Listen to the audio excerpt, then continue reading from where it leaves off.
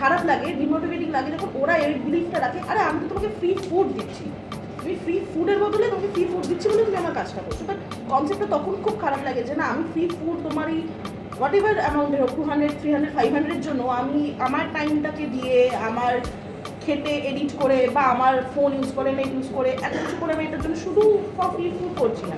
But তবুও সেইখান থেকে নিজেকে কী করে মোটিভেট করবো অ্যান্ড কী করে ইনস্টাগ্রামে বা ফেসবুকে কী করে পেজ গ্রো করবো, কিছু তো তোমার এতদিনের এক্সপিরিয়েন্সে তুমি তোমার টিপস যদি দাও খুব ভালো। দেখো, এই জিনিসটা আমার যেটা মনে হয়, মানে সবকটাই না আমার থট প্রসেস, আমি যা যাই বলছি প্রতি কটা জিনিস আমার থট প্রসেস। আমার মনে হয় success is the best answer.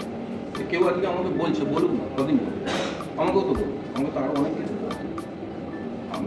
আমাকে লোকে মানে বাটারেও কাজ করেছি, বছরের পর 1000, 2000 টাকাও কাজ করেছি। ওই গ্রাম থেকে আসতাম, 3 ঘন্টা কলকাতায় আসতে লাগে। আজকের ডেটে 3 ঘন্টা কলকাতায় আসতে লাগে। আজকে হয়তো গাড়িতে আছে, কিন্তু একটা টাইম তো এই পাবলিক ট্রান্সপোর্টেই আসতাম, গরমেই আসতাম। গরম, রোদ, ঝড়, জল, বৃষ্টি, কোনো কিছুতেই কোনো বন্ধ ছিল না। আমি কোনোদিন আটকে থাকি।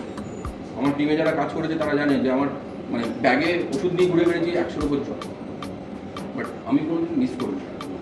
তো লোকে বলেছে, লোকে প্রচুর কিছু বলেছে, কম কিছু বলেনি, প্রচুর বলেছে। মানে যারা জার্নিতে প্রথম থেকে জানে বা যারা পুরোনো ইন্ডাস্ট্রিতে, তারা জানে যে আমার পেছনে কত পরিমাণে লেগে যাবে। কারণ উঠতে গেলেই লোকে আসবে, লোকে বলবে, 2-4টা কথা এরকম কথা বলবে, কিন্তু আমার টার্গেট একটাই থাকতে হবে, আমাকে সাকসেস করতে।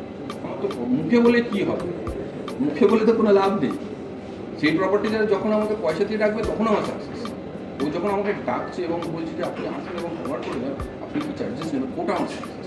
এছাড়া আর সাকসেস কিছু নেই আমার হাতে। সুতরাং আমাকে এফোর্ট দিতে হবে, প্রচুর এফোর্ট।